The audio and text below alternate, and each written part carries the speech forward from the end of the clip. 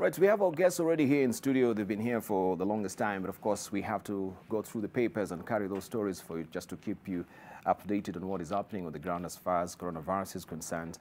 Also, we'll be joined this morning by Dr.Nyikal Omanga, who is a public health officer from Denton County, Texas, just to give us a feel of what is happening down on the ground as far as precautionary measure is concerned. We know also that America is on lockdown right now as it stands, but he's a Kenyan who actually is working there, and we can try and compare notes how they're faring and also how we're doing here in the country. But here are our panelists this morning.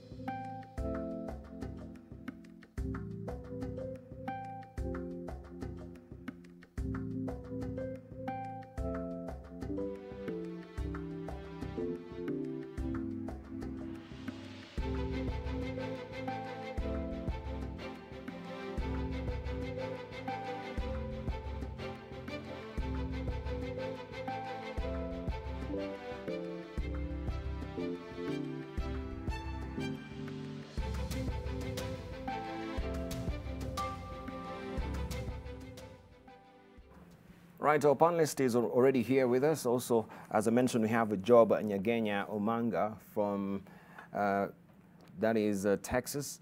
He's a public health officer, Denton County, Texas. He will be joining us together with a panelist here also to give us just a snippet of what is happening in Texas. As I mentioned, he's a public health officer there. But let's just get to also greet our panelists. Good morning, gentlemen and lady. Good to see you. Right, so I hope now everything we've taken also precautionary measures as far as the sanitization is concerned. Briefly also I'll be coming with my my hazmat gear to try and spray all of you. Maybe even moving forward we'll be wearing the hazmat as well when you're in the show. It's supposed to be 1 meter, right? So we need to take also those social distancing measures very, very seriously. But it is here with us, gentlemen and lady, and we need to be taking precautionary measures as it stands right now. The president has given us a list. With lady and gentlemen. Lady and gentlemen, yes. All right. Lady and gentlemen, yes, all right. It's according easier. to it's easier rather than gentleman and lady. Yes. Fantastic. Thank you for that correction, Alice Wahome. But good to see you. Right. So on Friday, when you heard about the news, what was your reaction? Let's just begin with you, Dr. Nyikal. When we heard the news that a case had been identified in Kenya, well, my reaction was that, well, here it is, because really all along we were expecting that it would happen, as we were saying earlier in various fora, that it was a matter of when, not if.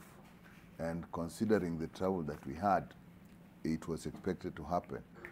However, my reaction was, now we are going to have an extremely big challenge, particularly when this person had traveled across the country and had met many people. And two, I was worried that if now we get to a level where people are sick and get very sick, yes. And I know that the measures the government has put in place in terms of prevention are okay. But I know there definitely will be a challenge when it comes to taking care of very ill people. Should we get to the extent that people need to be admitted, and those who get very, very sick in ICU, I think there would be a capacity problem of the number of ICU beds that will be needed, and the staff that will be needed with, and the equipment that will be needed with. And I was also aware and expected that sooner or later Yes. we were going to have some form of shutdown. I was expecting that schools would close. I was expecting that we would restrict our churches or even close them. So to some extent, to me, it wasn't a big surprise. It was what we were expecting, but dreaded, and it had arrived. And as I said, I think the only worry that I have now is the possibility of having very many sick people. And there's one area that I know the government has done well, but I would have to say something about is when you have these symptoms, go to the nearest health facility for testing. My question is it true that all health facilities have the capacity to test? And not just government health facilities, private facilities. Some people will go to private doctors or private clinics. Some people will go to a small clinic in their vicinity. What has not come out, and it's a small bit but important, those who have these symptoms but have not traveled, how are they being handled? I would call on anybody who have these symptoms as it is to go, but I've not heard clearly how they are handled when they get to the center. Are they questioned thoroughly? Is there a form that really goes into their history that although you say you have not traveled, could you have been in contact? Because I think anybody with these symptoms must now be treated differently from patients who come with other things. That is the only gap I'm concerned about, and the technical capacity of very, very severely ill people. But let me end up by saying at this point that having a coronavirus is not a death sentence. Only 2 to 3 out of 100 people affected actually die. So as much as we must take all precautions because we don't have vaccines now, we don't have active medicines against it now, all the treatments are supportive, prevention is the most effective. And you have seen how disruptive socially the preventive measures are. Right, thank you. Let's just get introductory remarks, then we'll circle back with more. So after the break, let's hear from Herman Manyura. On Friday, where were you? You got the news. What was your reaction? I can't remember where I was, but it was not a surprise. In fact, it was always a question of when. But I remember tweeting like that, and people really bounced on me. You don't love this country, blah, blah, blah. But it was obvious.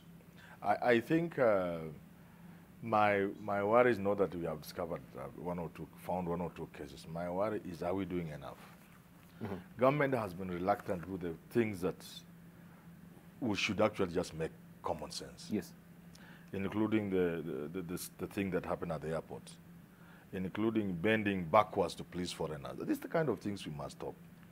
And you know, even now with the obvious cases we now have, government is still engaged in half measures. We appreciate what the government is doing. Yes. Even these schools, we had already said, I've even added on things like prisons.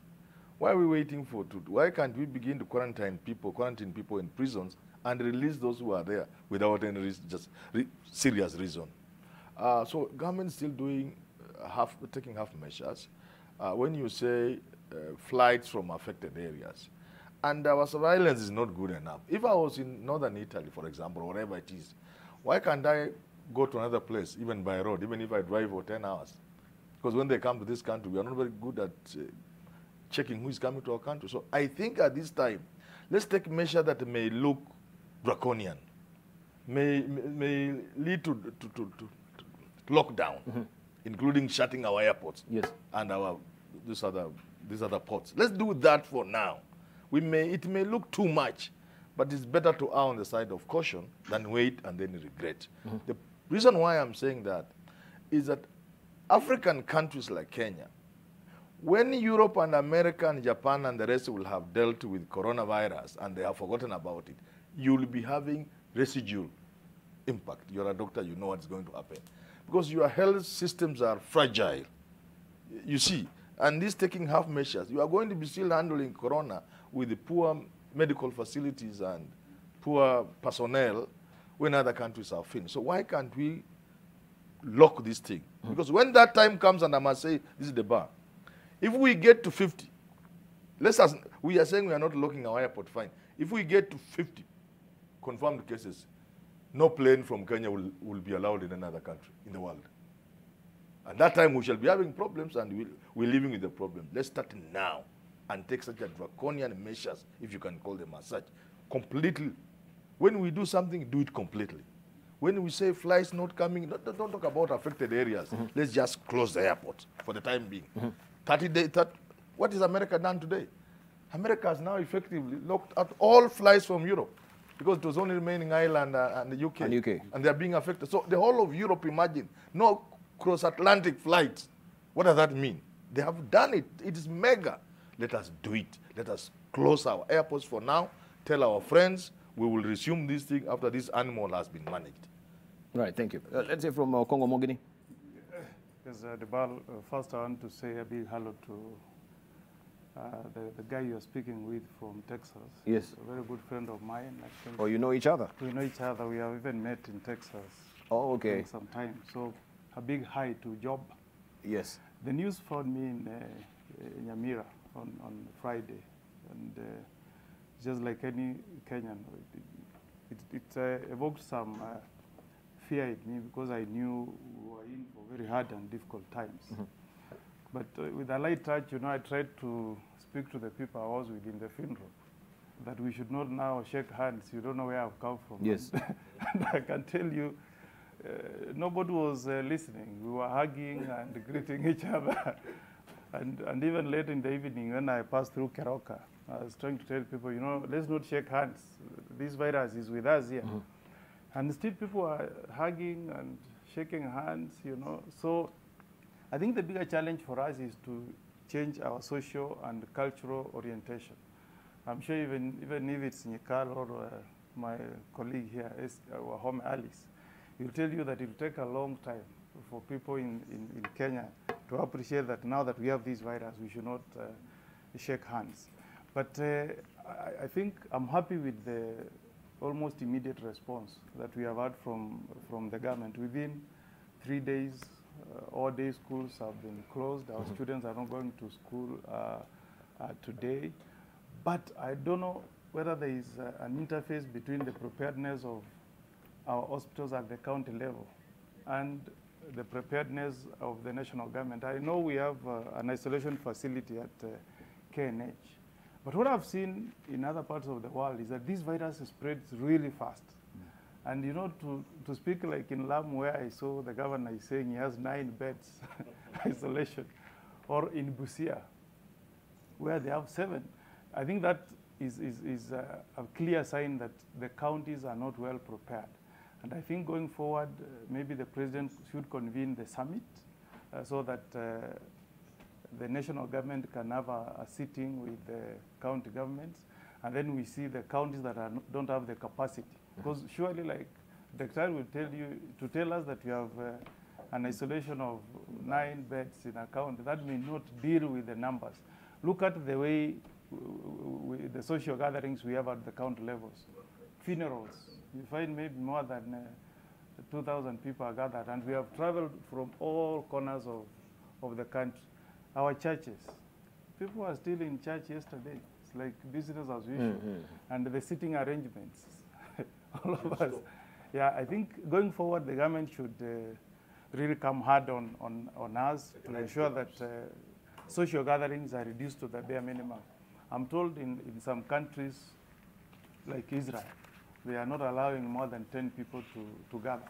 So we really must hammer the point to our people that we are living in very extraordinary times, and we must put in place extraordinary measures.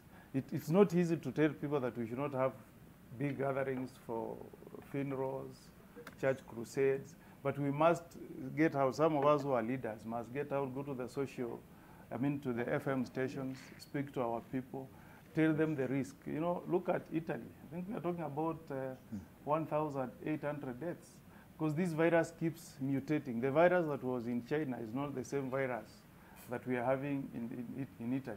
The strain that has come to Kenya, we really don't know whether it will behave the same way like that one of Italy. So we really must go out the bar and educate our people and telling them that these are very extraordinary times.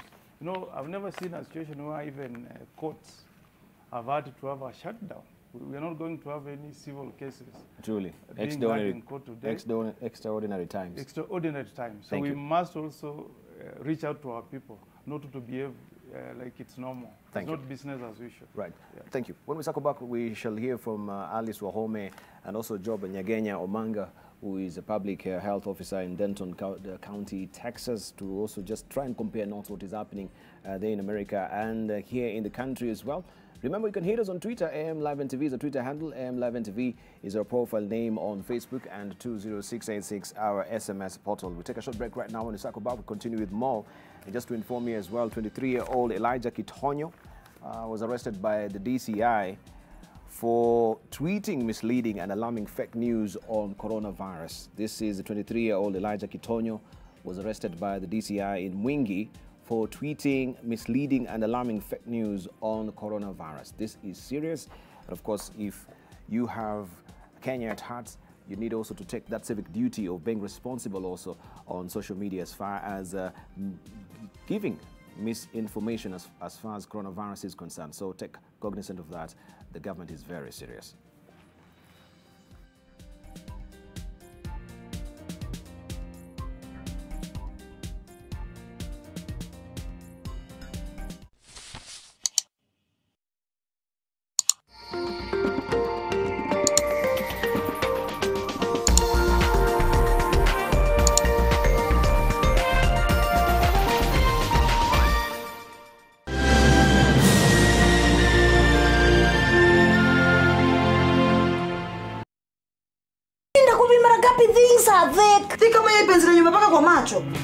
Na wewe unamjuaje? I was his fiance. Cheka storo kibao na 200% storo bonus. Piga simu zaidi, tuma SMS au nunua bundles ufikishe target yako leo. Isitoshe, pata 50% extra airtime unapotop up na kupiga *544*2* amount hash. Safaricom, for you.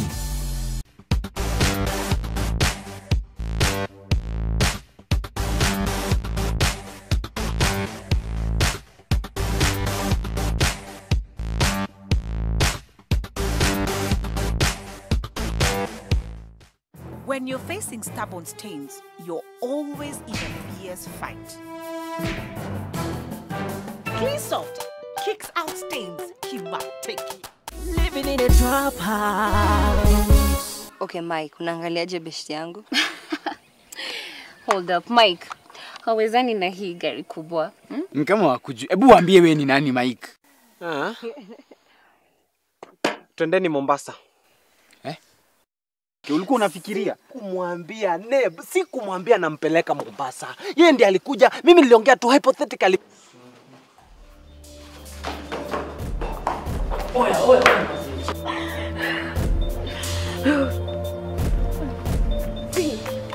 Are you okay? Get away from me, Tasha, leave me alone.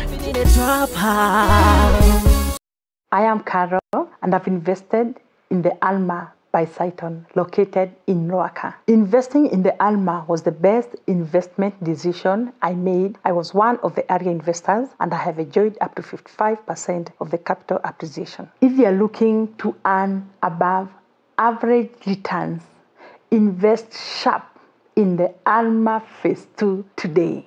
Phase 1 is 100% sold. Call to reserve your unit in Phase 2 today.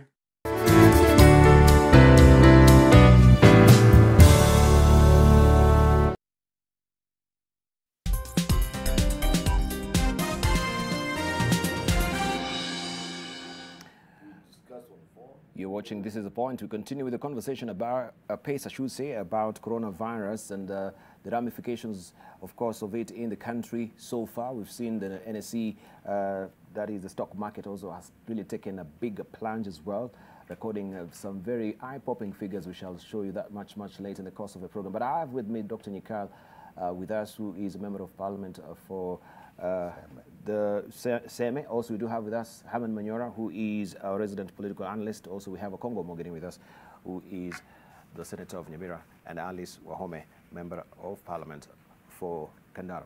let's continue with the conversation. Alice, we promised to circle back with you. Good to see you after a while.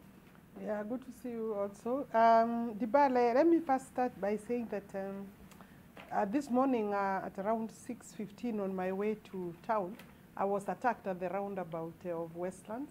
You were attacked? I was driving myself today, and it's these fellows who come and attack your vehicle on the side, and he ran away with my...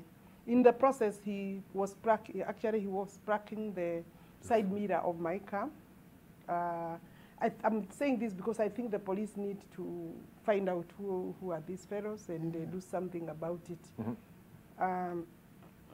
So then, because these are some of the insecurities. Were you in traffic? I'm sure I was in. There was a small traffic near just after the place where they have put some blocks of stones. The roundabout. Around the roundabout. So the traffic is slow, so you definitely are not moving.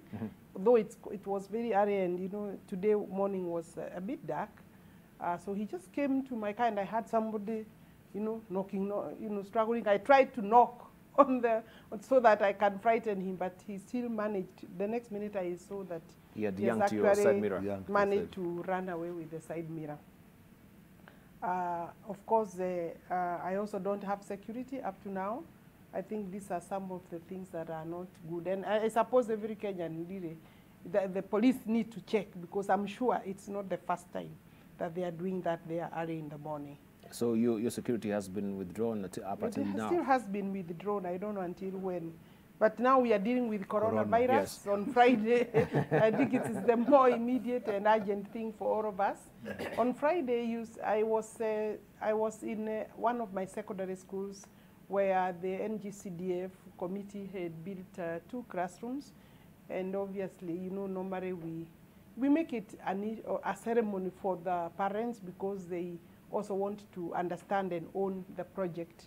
So we were with the parents together with all the students, about 420 students. So I was definitely in breach of all the necessary regulations. But you see, we hadn't been told how to behave. Now that we have been told that the schools will close, I think the announcement came to me now, that came and brought realization of where we are with this. I don't think the country is ready to handle coronavirus, in my view. Of course, we are now here also now. We have come to the studio. I was wondering why you are calling us to the studio, because these are quarantined place. I think that and I heard Mutahi saying it was just a matter of when we expected this will happen. I think is how we'll manage it going forward that will make a difference in terms of saving lives. Obviously, when you look at our situation, even other small diseases are killing Kenyans. We don't have enough personnel. Our hospitals are congested. If you go to Maragua, for example, or Muranga, Maragua, you'll find that patients are sleeping too, and their bed sheets are never changed, maybe for 3-4 days. So I think we will have a problem unless we contain it to the bare minimum. The fact that it is here and it came with a person who had traveled, it means then even our borders, I don't know, obviously that is Jomo Kenyatta, because she's said to have come from America then through Europe. How many people have come from those same destinations, and have they spread the disease? So I want to say that today morning I expect the Ministry of Health, technical officials, to now come out with, very, very clear messages and information about the exact behavior of every Kenyan. Because, okay, I was also in church yesterday, and we were just the normal seating arrangement. Of course, we had the sanitizer, and we changed how we greet each other, because we normally hug and hug a second time and sometimes a third time. So that one now we used we now did, It was the elbow. So if it is the elbow, seriously, the 1 meter is not being observed. It's not being observed. So I think that we need the technical people now, the health personnel, to come out and clearly tell us from now on 1, 2, 3. But they must also, from our borders, tell us what measures they are taking, because I think that is where the success or failure will actually occur. Including the travel. I think if this is here now, we must maybe stop as many travel as possible, as much as we can, reduce that to the bare minimum. Maybe those people coming home, we can't shut them out. And I'm happy that the president said those who are coming home should continue coming. I think it will be effective in the next 48 hours. That means maybe from Tuesday, the Jomo Kenyatta Airport will either go down or slow down. Where we are as a country in terms of our economy, you can imagine where we shall be left in the next 1 month. I think Kenyans should be prepared to spend as little as possible and know that this will be very, very tight. Economically, I think we'll be left devastated. Maybe the government needs to start thinking bigger and broader in terms of how we shall deal with that after. Because, you know, the businesses are going to close in some places. So obviously, no goods going out, no goods coming in. We don't have an economy. It's a crisis. At the moment, it's a crisis. It's a big crisis. It's a crisis. And also, I'm getting texts as well that some offices are advising the workers to actually work from home as it is right now, just taking measure to try and also help in combating coronavirus so far. So some organizations so far have advising their employees not to go to work. They can work from home until further notice as it is right now. We want to join with Job. Job is a public health officer from Denton County, Texas. Job Nyagenya Omanga, who is standing by. Good. I think it is at night there in the United States right now, right? So good evening. Good morning, the panel. Right. Good morning to us.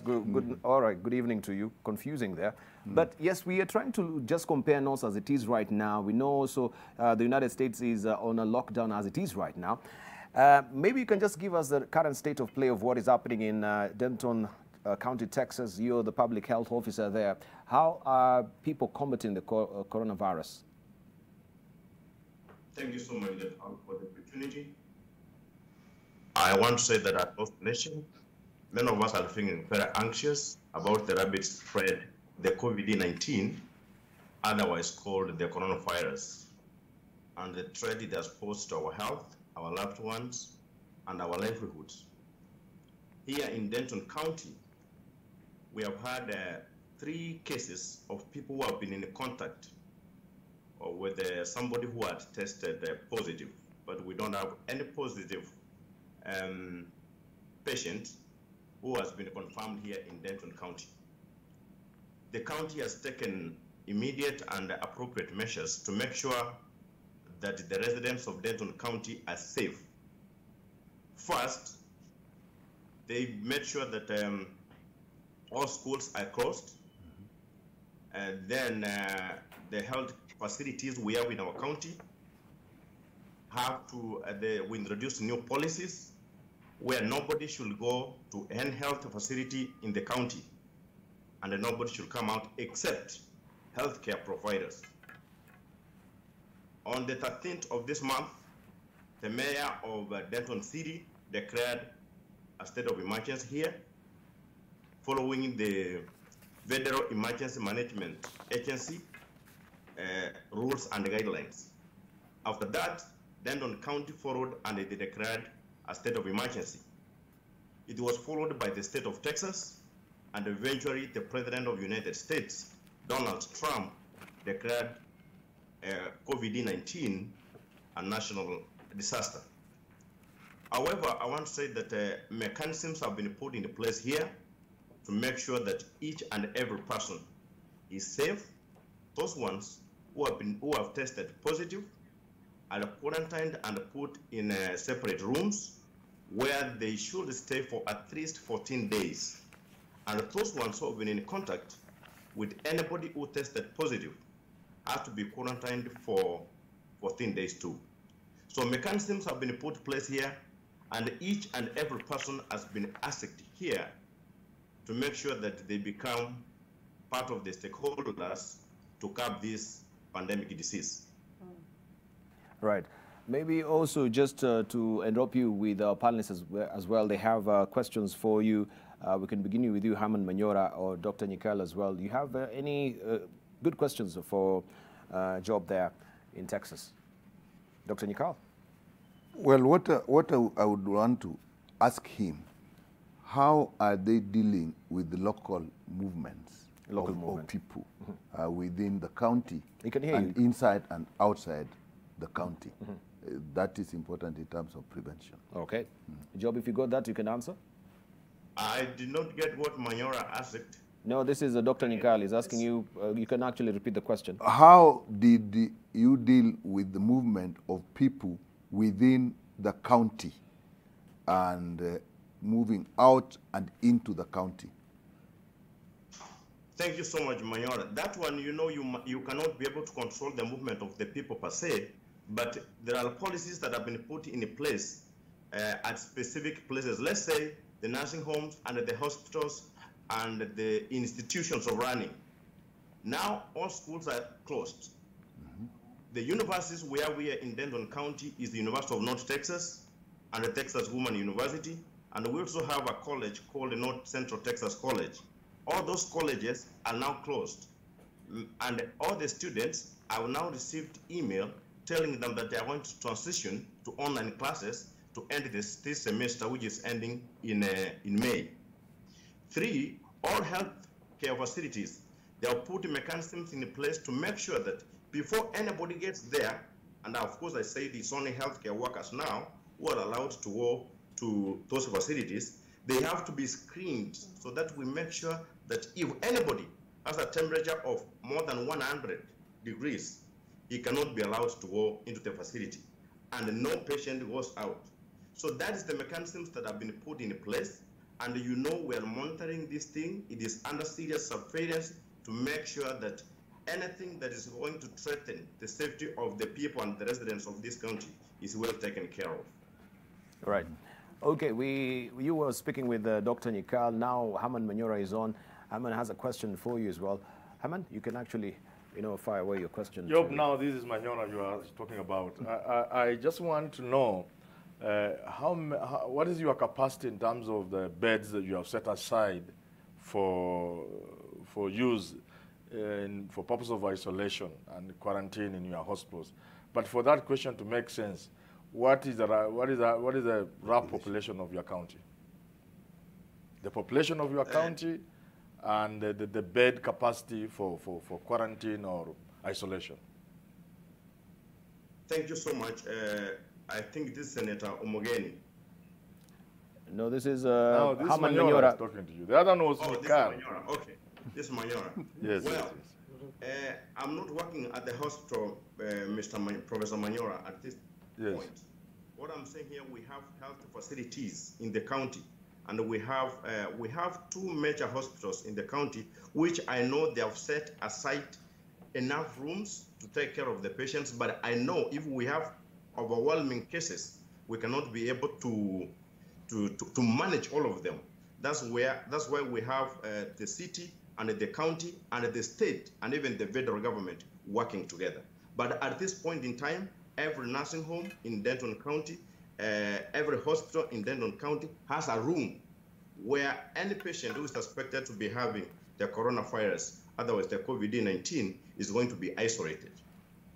If anybody is at home and he suspects that he is having the COVID-19, maybe is having the signs and the symptoms of COVID-19, he has to call the emergency, that's 911, and he or she has to tell them that he is having the signs and the symptoms of the COVID-19, so that when these people are coming to get him, they should be prepared to come and have contact precautions when they are going to get this person. You have to call the doctor and tell him your signs and symptoms before they come. Thank you. 3, at home, each and every person has been advised, if you have the signs and symptoms, move from your family, go to an isolated place, and call 911 immediately.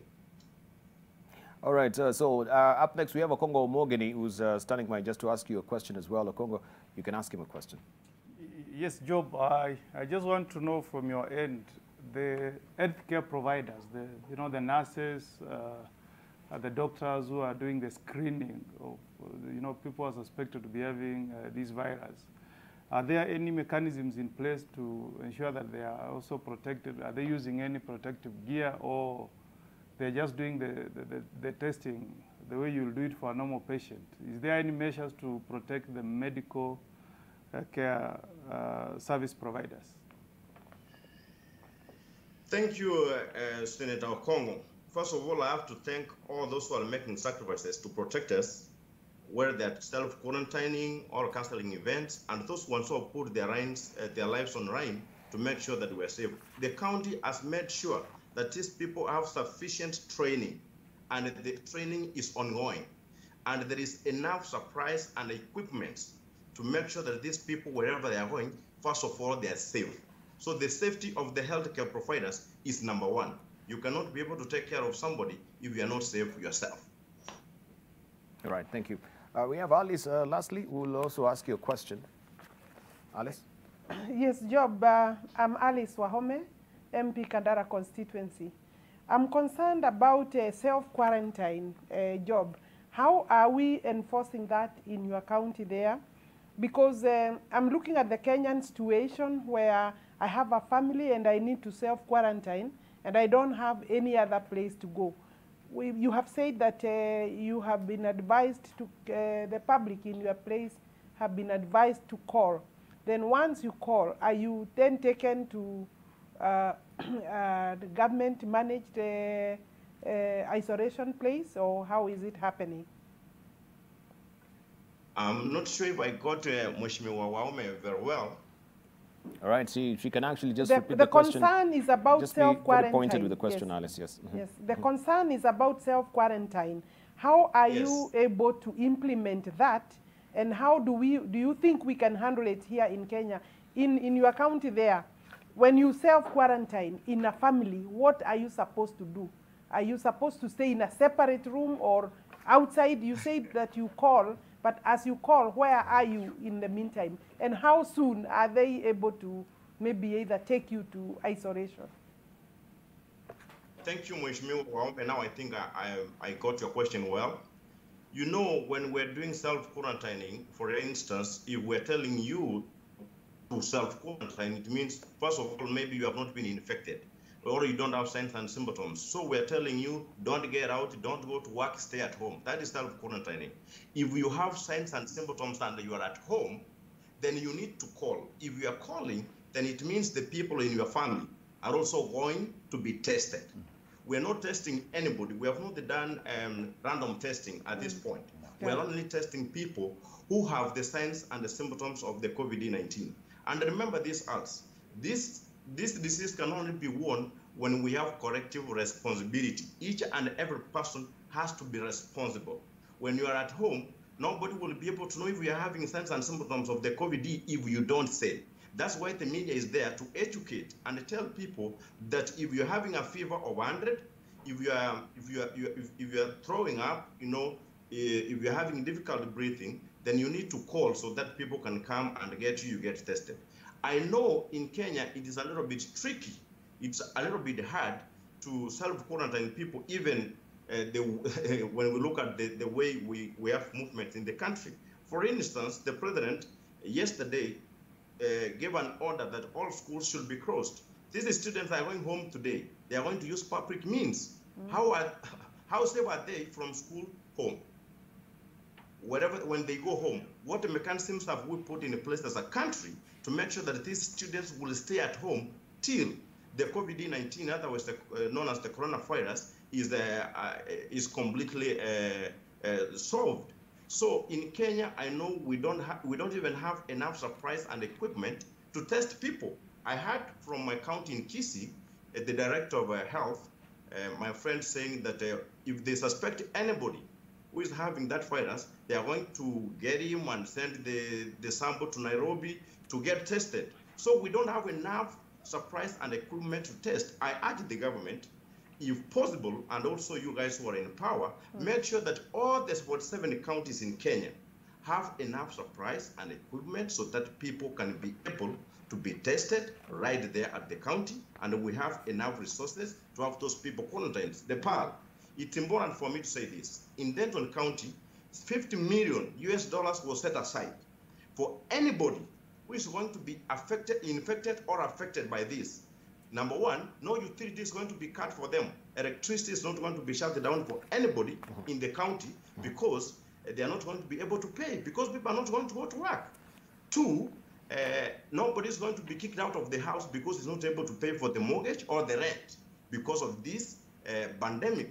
So money has been set aside to make sure that the people are safe. Leaders in power, that is the role we have to do. Right. Thank you. Thank you, Job. Maybe lastly, you've declared there in the county that it's now a national disaster. And I wonder what dynamics that is really changed as far as the government's approach is concerned when there's a pronouncement of it being a disaster. Well, first of all, you need to know that whether it's a national disaster or a local disaster, the first line of defense is the city. So the city is the one which is dealing with the problem in that city. So in Denton County, we are now helping the city, and we are also getting reinforcement, the resources from the state and the federal government. When the thing is out of control, when the city is overwhelmed, that's when it asks for support from the county. And if the county is overwhelmed, it asks for support from the state. And when the state is overwhelmed, then they go to the federal. That's why we have Federal Emergency Management Agency, which is a federal now run by the national government, which is helping to curb this problem, working together with the city, the county, and the state. We don't have that one in Kenya.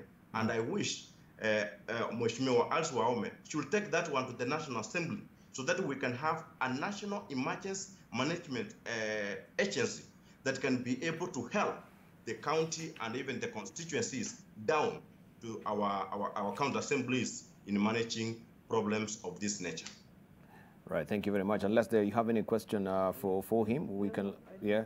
I think you've done exhaustively well, and I thank you so much for your contribution, Job, even as you're making sure the people of the county of Denton, that is in Texas, also are keeping safe. We wish you well in America, which is under lockdown as well. We are learning more, and of course we shall be comparing with you moving forward as well. Thank you very much for your contribution on AM Live this morning. Right, just back to a panelist. I think also it's raised so many issues that we can actually try and latch on and discuss as well.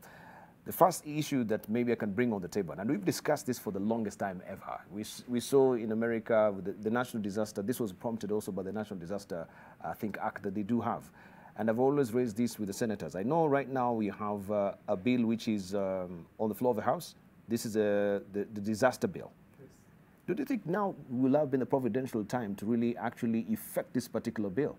And we've been talking about the bill for the longest time, over 11 years right now, when it was a National Disaster Management Bill, I think in the Assembly, the National Assembly. Where is it at? How effectively can it be working for us right now that we are glaring at a disaster in the country? Good. I think first is to really thank Job, because he's really given us very useful information, especially the interventions that can be put in place by the government. You know, like I remember on Saturday I was passing through Keroka, and traders there were saying that they have been served with notices, 7 days notices to vacate from premises because we are going to have Madaraka Day celebrations.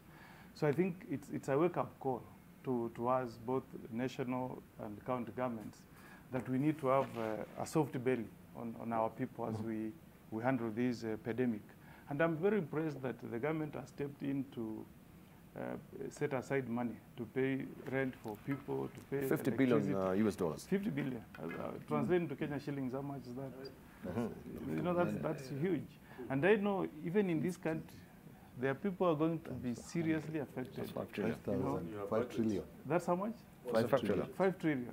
And I think that's a challenge to us as members of parliament. Other than that bill, disaster management bill, there are some extraordinary measures that can be put in place by the national government and by the county governments to cushion people who may be affected by this virus. You know, when you tell people that today opening offices may be optional, it means that there are businesses that are not going to get income. It means there is a risk of some companies not being able to pay their employees at the end of the month. There is a risk of people who are servicing mortgages, just like you have been told, who may be at risk of being distressed by our banks. So I think it calls for a wider consultation of various players in the economy and in the business sector and in the public sector. But Dibala, I cannot tell you for, you know, with certainty where the disaster management bill is at the Senate. But I think when we resume tomorrow is something that needs to be fast-tracked so that we have a legal framework in place that can respond to some of these things. But I think for now, we may not have time to pass laws. What we need is action from the government that sets aside money and comes up with a plan of people who may be vulnerable, that may need immediate assistance from the government. Last week, there was fear that insurance companies were going to refuse to pay bills for people who may be affected by coronavirus. I think we saw an intervention, discussions were held, and finally we got you know, information trickling in that insurance companies will pay bills for people who may be you know, suffering from this virus. So that's a good intervention. But going forward, there is a lot that needs to be done by the national government and county governments. Our preparedness. I've read that in Spain, a footballer called Cristiano Ronaldo has set aside his hotel and converted it into a hospital. Yes. So I think we must also talk to people at the county level. People with the mansions who live in Nairobi who are not using them. Let them give those houses as temporary hospitals. This is a standard. If you have a 6-bedroom, Diana, please. If you have a 6-bedroom mansion, Dibal, in Nyamira or in Seme, you can surrender that to the county government. Then they put in place, you know, mechanisms of that being a hospital, put in place some nurses. We have so many people who have completed training but who have not been recruited. By now, we should be hearing, you know, a call for these people to register, be on call, so that we enhance the capacity of counties to deal with this epidemic. Right, Dr. Nyikal. One point that I've picked, which I think we can follow up here, is the relationship between the county government and the state and the federal. It comes out that they have a clear way of functioning, so that you do this if you are overwhelmed, you do this if you are overwhelmed, you do that. I don't think we have that, knowing the relationship between our county governments and national government. I think that's something we need to look and put in place, not only for disaster, but for actually all actions, so that things run smoothly. On the issue of the bill, if you think about it, if you are declaring national disasters and you don't an act of parliament that tells you what to do immediately, then you see there's a gap. Because if you have that act, and I really must say we must get it in place immediately, then once a national disaster is declared, it will prescribe immediately what to do, 1, 2, 3. Even acquiring property, like Mheshimiwa Ogeni was saying, if there are some big property, private property, that is lying fallow, that is needed for for national use, for national emergency. Those are the kind of things that that act would take in place. So I've appreciated the relationship and the structured, ordered way in which the county services and the national services and the state services and the federal services act. That has been a point that I've noted. Are you seeing any possible scenario where the government can also offer some economic stimulus package for this, specifically for this coronavirus as it is right now? Or we are not in a position as to whether we can actually steamroll that? Is it Haman? It's Haman, then Alice. Sorry, Haman, then you. Yes, yes. I think it's obvious that we are praying God that this thing doesn't go beyond where it is. But it looks like we will have to prepare ourselves. And one of the things that is obvious is that even the UN has already said our economy is going to go down by about 50%. And people are going to suffer. What then there is government coming up with measures to mitigate some of these things. They may not do everything, but government should be prepared. You see in that county, they are saying you don't need to bother about electricity and a few other things and mortgages. So the government will have to be prepared. This is the one time in our life as a people when we must put country first. If there's any shilling in the budget that's going for useless things, we must put a stop to that and set aside every penny we can have to help the country mitigate and navigate around this thing. It's going to be very critically important because some people really go down. You see, listen to this man and you can see the order, the structure. It's very admirable, and we can do that. It's not very difficult. Of course, when he talks of 100 degrees, you know, they are still in Fahrenheit, so people must be wondering how 100 degrees is too high. That's American. 100 degrees Fahrenheit. Now, I noticed that.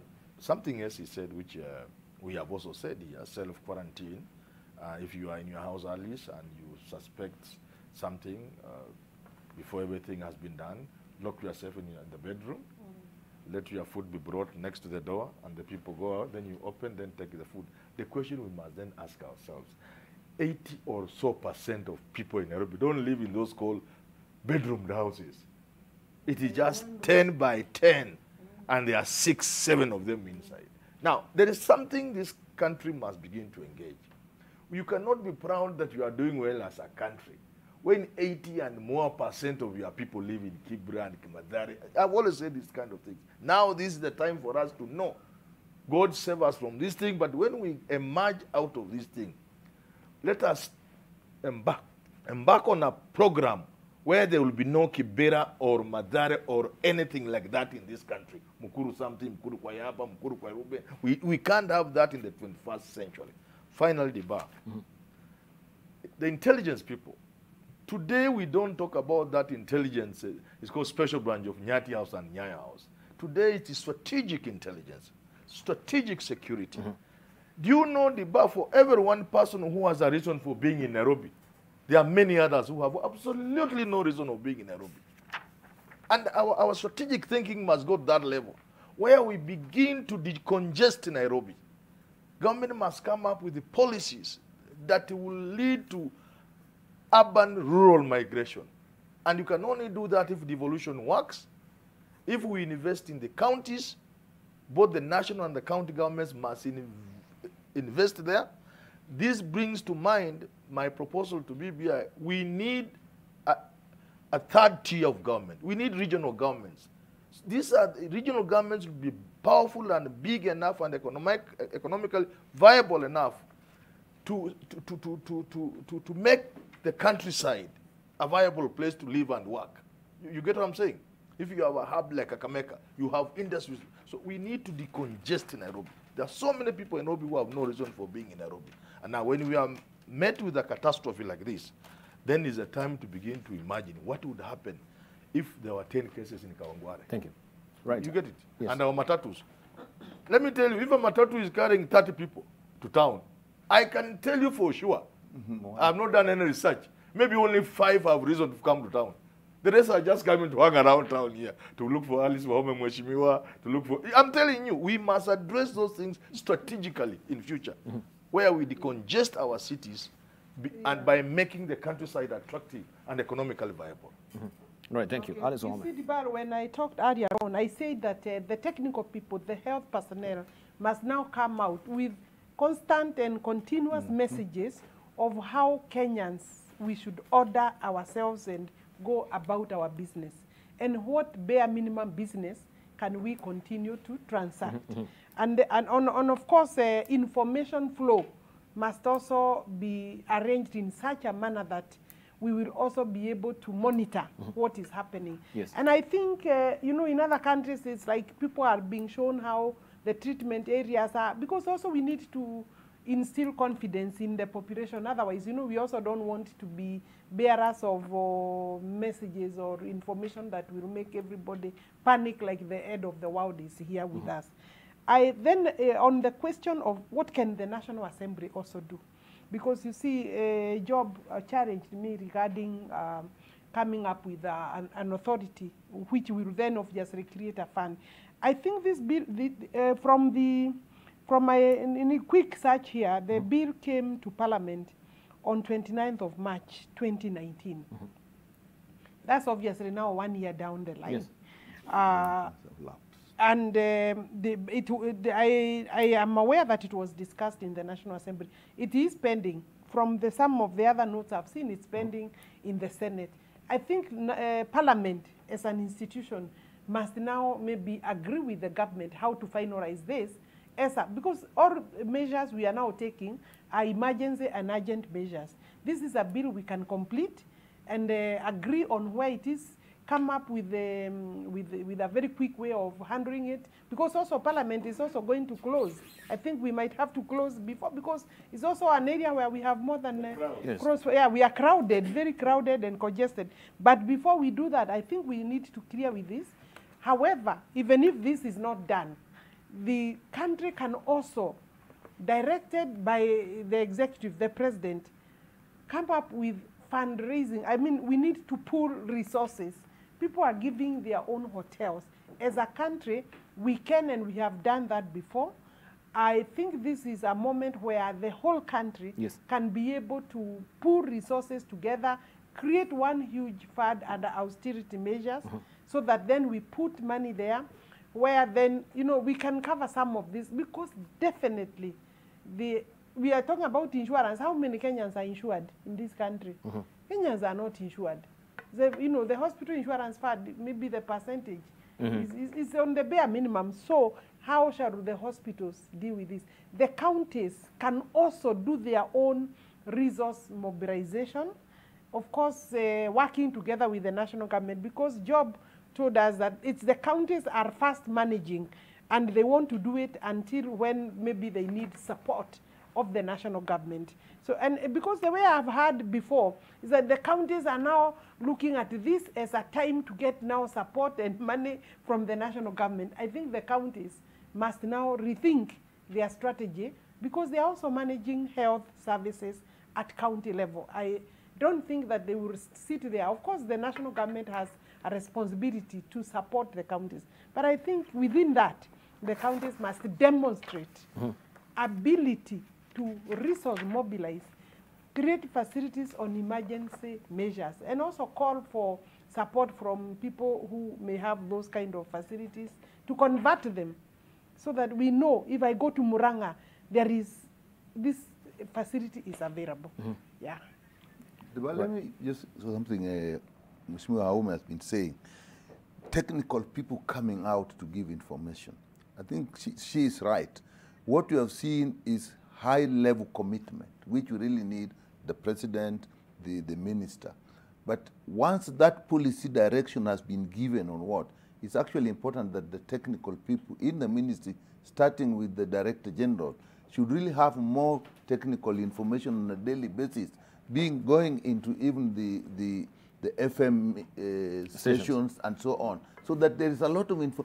People do tend to trust information that is coming from technical people. Another thing that has come out that I think we look at is there has been a problem in our devolution process where enforcement of national policies or national standards has not been very smooth. And I think this is a situation, as we saw from our friend from the US, where the national standards are actually adhered to without question once they have actually been agreed upon. Like you heard him saying all the time, the county working in line with the national guidelines. So that is an area that, again, we must enforce now, so that counties are not left, each one trying to do things on their own. Right. Is a good one. Also, talking of the counties, I have a bit of a worry what is happening, because first of all, we're not being updated on what is happening on Ole Kasasi Center. This is where the county government of Kajiado set aside as an isolation center, especially for the, the apartment at Rima House, where we had, the first case of coronavirus, and people there, I think they'd gone also to disinfect the apartments. So we're not being updated on what is happening. Is there any new also cases as far as Ole Kasasi Center is concerned? But more worrying as well is we know the president cancelled a trip to go to the Rome, right? He was meant to meet also the Pope, but in light of what is happening also in Italy, that trip was cancelled. But prior to that, there was an advance team that went to Rome, and it was already in Rome, Italy, after Italy also decreed a total lockdown. This particular team, we've not been given information of this particular advance team, where they, within the current state of play of a situation, so that we also know what is happening with this particular advance team. Because Italy, as it is right now, is a very highly, also, I should say, a high, it should be the epicenter, the key epicenter, especially in Europe as far as the coronavirus is concerned. Your reactions? You mentioned a young man, and it was on Twitter all over. I also tweeted about it. A young man was arrested by DCI, and DCI are very proud of it because they have put it on Twitter and social media and everywhere, who was spreading fake news. How? Fake news will always be there.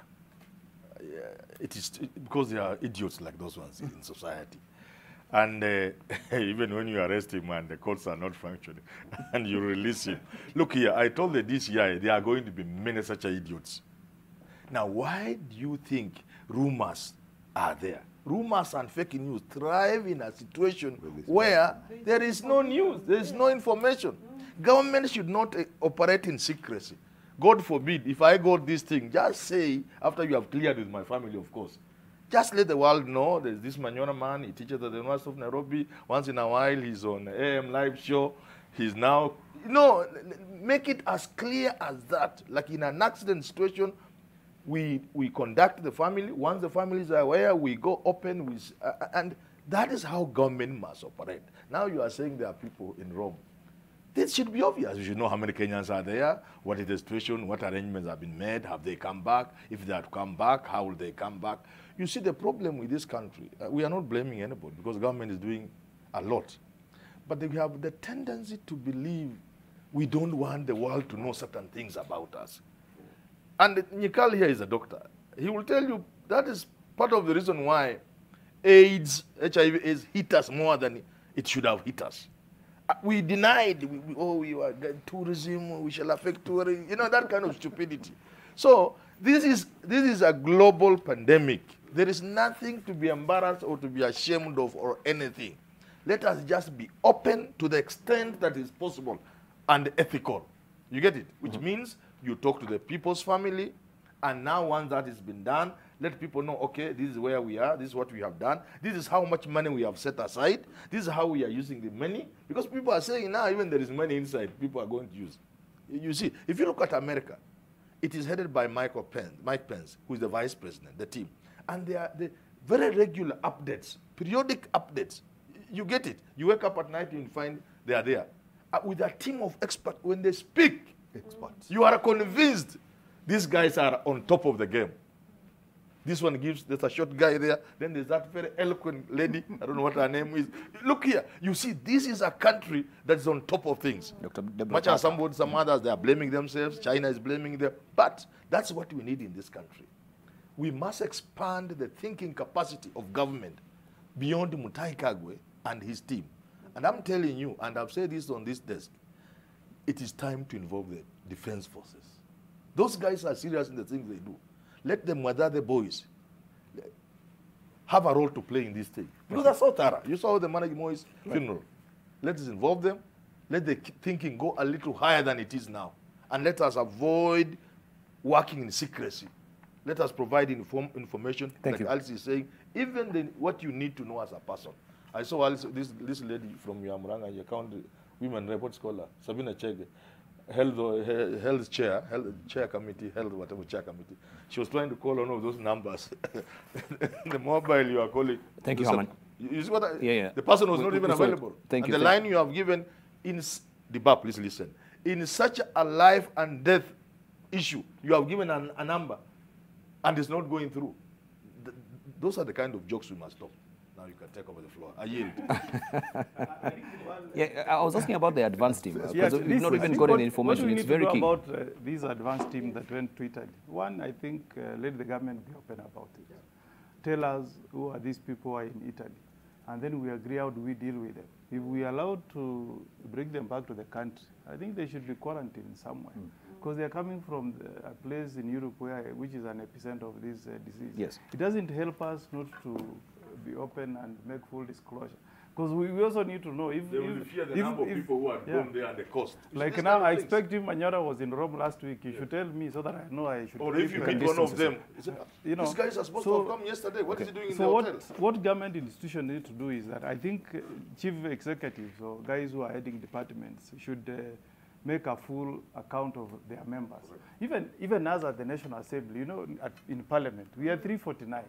I expect the Speaker to issue a statement, tell us that out of the 349, we have 20 members who are out of the country, some are in Italy, wherever, so that when they come back, they are told that please go into isolation. You call it self-isolation. And they know that we know. But you can imagine, as we speak today, Debal, I don't know who of my colleagues is out of the country, where they are, and then there should be an account now. We need to have people who are very accountable to us. So Ministry of Foreign Affairs, they owe us some explanation, a statement, and way forward. Either they are telling these guys, stay there for some time, or when you come, we'll receive you and take you to a government facility somewhere in isolation. But keeping quiet. Yeah, keep it quiet. Very badly on us. Yeah, very important because as I mentioned also, there's a legislator that I know that was down in South Africa, and I called him up, and yeah, I was asking, well, could we maybe, well, let me not preempt what I wanted to. Let me just a moment. But the thing that you know, just a moment. What you're raising is very key because the essence is he was down in South Africa, and we know South Africa right now is second to Egypt in terms of the numbers of people who have died so far of coronavirus. And I asked him, "Are you sure you're okay?" He said, "No, I'm okay because you have this 14-day window where you remain very asymptomatic, isn't it? And it is through the asymptomatic sort of circulation where we actually spread this particular virus. You don't really show up. And he's a member of parliament. And you have a sitting as well. You have a sitting. You can imagine. Potentially, that could be a person who can actually spread the virus even within the Speaker chambers. must tell us, this is the point I'm making. Let's have a full account of the 349 of us. Let's know who was out of the country, who has just come in, and then we see who is breaching these rules of self-isolation. We really need to be told. That's why I'm saying that people who are heading key institutions need to be accountable to the people they are serving. But the question is self-isolation really working? Because yes, I was telling this particular person, you need to self-isolate yourself. Don't even join this particular group. That will have to accept self-quarantine or self-isolation because really at some point you may not have the facility to hold everybody you suspect of having a cough or something like that. So that's okay. The idea is like Morgan is saying, full disclosure, an account of Kenyans where they are, when they come in, so that when we know Morgan is under isolation, God forbid, of course, but you can be under isolation without being sick. But if I met him in a hotel, I said, but I just tell him, you were supposed to be under isolation. The reason why this will be kept secret, people are fearing, why are people outside on government stipend, on government money? What are they doing there? What are the numbers? Just leave alone that. Let us go beyond that for now. We shall forgive them. Just a moment. But for the TV. Are we riding also on the assumption that every Kenyan has a mansion? That you have you have a bunker in your house that will be self-isolate? I raised that already. But let me some of the Kenyans that we have here, and we are talking about, they're living in slums, is actually one room where you have maybe even 6 people together with the children, right? When we're talking about self-isolation, on what assumption are we riding this? Let me respond to this particular question. There are 2 issues here. One is technical, another one is management. We must have full information. If they are there, when did they go, how many are they? Correct. 2, The president has just said, and that I think has come out from wherever they have looked at all the data, they have looked at what is done everywhere, that Kenyans who are abroad can come back. Then there must be a clear way of dealing with those who have been in these areas who have to come back. And once we have put those in as guidelines, they must be followed strictly. These particular people, if they come back, surely they must go into isolation. This self-quarantine would be for somebody who is just suspecting. But these are people who have been there, they have gone into that area, they have come back. If there are not that many that will overwhelm our system, really these are people to put in some quarantine. And people should know. You see, he said, I'm a doctor, the rule in medicine, say the truth as it is and act according to the laid down procedure. If you do that, all issues will be taken care of. You see, and everything must now be put aside, whether they went there illegally, whether they used too much money, whether that is immaterial now. What is important, how are they affecting their own health, but more importantly, the health of Kenyans, should there be a problem when they come back. All right. Okay, so Congress also had a bill as well that really prompted the economic stimulus package. What is also Parliament planning? Are we going to have any bill right now to try and cushion Kenyans as far as this coronavirus is concerned? Because we are going to be affected. Look at the Business Daily today. If they may just pick up the front page of the Business Daily, and this is a bellwether of where the country is as it is right now. When we look, let me try and just put up the Business Daily for you, if you may. This is the Business Daily, and it is just looking at the stock market as it is right now. The Business Daily, virus hit NSE stock shed. This is an eye-popping figure, 573 billion shillings. It's a plunge. Safaricom, KCB, Equity, and the ABL accounted for 72% of the paper wealth erosion. And you have a top losers here in 2-month period. Leading is Safaricom, Equity, and also others, 130.5 billion shillings. So Safaricom shared the highest amount, pushing its market cap to below 1 trillion shillings. So this is bound to have ramifications as far as the economy is concerned as it is. And we know, of course, Nairobi NSE is a bellwether of how the economy is performing. We're looking at the international indices as well. We know the global markets are grappling or they're rattling from the effects of coronavirus as it is. So it is very key also to know from that particular front, what are the parliamentarians also preparing? Because this is bound to affect Kenyans. We need reassurance that our mortgages that we are servicing, we're not going to also pay much as far as the mortgages are concerned. Auctioneers, maybe they're now waiting with their tentacles now to clamp down on people who will not really service their mortgages as it is right now. What assurance can we get from the parliamentarians that actually you're going to put this on the floor of the House and come with a speedy remedial measure to try and cushion Kenyans? I wouldn't be able to sit here and say that we'll be coming with this particular measure. I think from the statement of the president yesterday, yes, I think we are expecting that there will be a raft of other policy decisions that will flow from that, because that was the first public announcement from the head of state.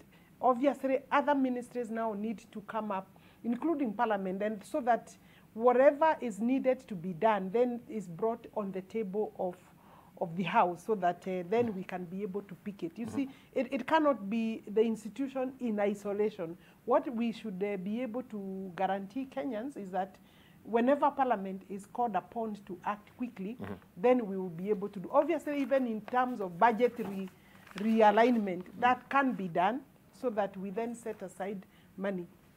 There has to come, obviously, then from the National Treasury. And obviously, I expect that the central bank will also deal with the question of, the issues of mortgages, banks, how they will deal. All these sectors are supposed to meet quickly in reaction to what the president actually issued yesterday. We would expect all these areas to have quick meetings, if it is Commissioner General of this, Kenya Revenue, every other key sector in the country is supposed then to now come up and think quickly. Obviously, then there has to be a focal point where all these things then are brought together so that we work in tandem without throwing everybody and everything off balance. It is obvious that we may require like a 3 month, even if it's a 3 months, you know, they normally will call it a measure that is urgent, maybe 90 days of some relief. Will the banks be asking people who are not doing business to pay as expected end of the month? Or at what level? You know, those who are able to pay, then they can pay. But I think there should be a period. What about houses? What about tenants? You know, I think that we expect the government will take lead, in my view, in guiding the country into taking measures that will leave people not as devastated as they would be. Because in any case, if you want to sell my house, thank you. Who are you going to sell to? Right, thank you. Okongo Mogeni. Who are you going to sell to? Yeah. I expect the bank should take a lead from what the judiciary did yesterday. You know, there is a committee we call Committee on Administration of Justice that brings all the players in the justice sector together. And there was a pronouncement that was very key that was made yesterday. The judiciary has put a stop to any court executions. You cannot attach any Kenyan's property now in recovery of a debt till further notice. So, you know, that will not be prosecuted anyway, that cushions Kenyans who are in debt and who may not be able to raise money to pay because businesses are not doing well. I expect Kenya Bankers Association should call for a meeting and at least give an assurance to Kenyans that, look, we are suspending interest accruing on your mortgages for the next 90 days. So that if you are not able to pay us, what we'll be demanding after the 90 days will just be the principal, but not interest. And two, they should also tell Kenyans that they are putting on hold any auctions of Kenyans who may not be able to pay their monthly mortgages. Because as I said, these are extraordinary times, and we expect extraordinary measures from everybody who is in our economy, who is the public sector, and the likes. So I hope that all these people can take a coup from what happened yesterday, call for meetings, and then make pronouncements to Kenyans that reflect that they have some heart that feels what Kenyans are going through. Right, and we eagerly wait to see also, I think on Friday, the CS Health had indicated that also the business community will be meeting today. So we are waiting to see also how that will pan out. So they will make a pronouncement. I think there will be a press briefing today from the business fraternity in light of the coronavirus as well. Let me just make a small point about a pandemic response team planning. We need to be planning to actually be winding up. I hope it's not very lengthy. No, it's not lengthy. Okay. I would expect that there is the National Pandemic Response Team or disaster team that is sitting, and that will have everybody, the army, the banking system, or the minister appropriate. And when they sit, they look at every aspect of this thing, and then they will draw conclusions that actually will come part of the statements that will actually write down. But I know the budget process will change. We have just passed through the budget policy statement. I don't see it going on. It will have to change to accommodate the current situation. Right, thank you. Yes, it will be reassuring to Kenyans as well to see a disinfecting team, a squad. We don't have to wait for people who have been in, gone to those houses that are infected to try and start spraying. We want to see them in town. We want to see them in our villages. We want to see them in the supermarkets, high impacted areas where they need to start spraying so that we can know at least the city is getting sterilized. All the country is getting sterilized as it is right now. Remember also the United Nations complex in Gigiri, Nairobi has scaled down in-house staff. Many also are taking cue of this. They're calling on the staff not to go to work today. These are some of the remedial measures that people are taking. Also remember, Aga Khan University Hospital gave a hotline number. This is +254 070-993-1700. I think it's important, it bears repeating, 070-993-1700, specifically for coronavirus. The hotline will help provide relevant information on the virus. The step was taken to give also clarity, preempt misinformation, and reduce anxiety. And the hospital's infectious disease experts will provide information on the basics of protecting oneself from coronavirus as it is right now. So the number is 070-993-1700. Right, we are supposed to be winding up right now, but I'll be remiss if I don't run you by also some of these very key but basic, but very key in terms of also protecting yourself. How to protect yourself. Frequently wash your hands with soap and water, or clean your hands with alcohol-based hand rub. Once your hands are cleaned, you should dry them thoroughly. You should dry them, I should say, thoroughly by using a paper towel or a warm air dryer. Maintain at least 1 meter distance between yourself and anyone who is coughing or sneezing. Avoid touching eyes, nose, and mouth. Hands touch many surfaces and can pick up viruses. Once contaminated, hands can transfer the virus to your eyes, nose, or mouth. Also, make sure you and the people around you follow good respiratory hygiene. This means covering your mouth and nose with your bent elbow or tissue. When you cough or sneeze, then dispose of the used tissue immediately. If you have fever, cough, and difficulty in breathing, seek medical care early enough. Also, when to wear a mask. If you're healthy, you only need to wear a mask if you are taking care of a person with suspected COVID-19 infection. Wear a mask if you're coughing or sneezing. Masks are effective only when used in combination with frequent hand cleaning with alcohol-based hand rub or soap and water. If you wear a mask, then you must know how to use it and dispose of it properly.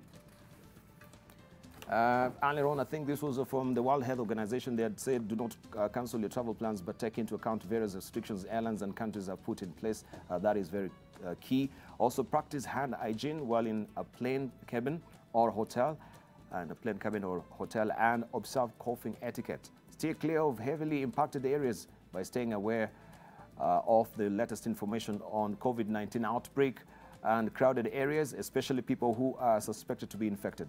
If you have traveled from a heavily impacted area, monitor yourself for 14 days. If you have a fever, cough, and difficulty breathing, seek medical attention and call in advice. Follow the direction of your local health authority. That is from the World Health Organization. We leave you the quote of the day, which says that any disaster you can survive is an improvement in your character, your stature, and your life. That is from Joseph Campbell, quote of the day. And just be aware as well, also the NSE will resume today, trading after freezing on Friday. Trading at the Nairobi bourse is expected to resume after Friday holding, after it opened on a free fall. And you just saw the figures there on the front page of the Business Daily as well.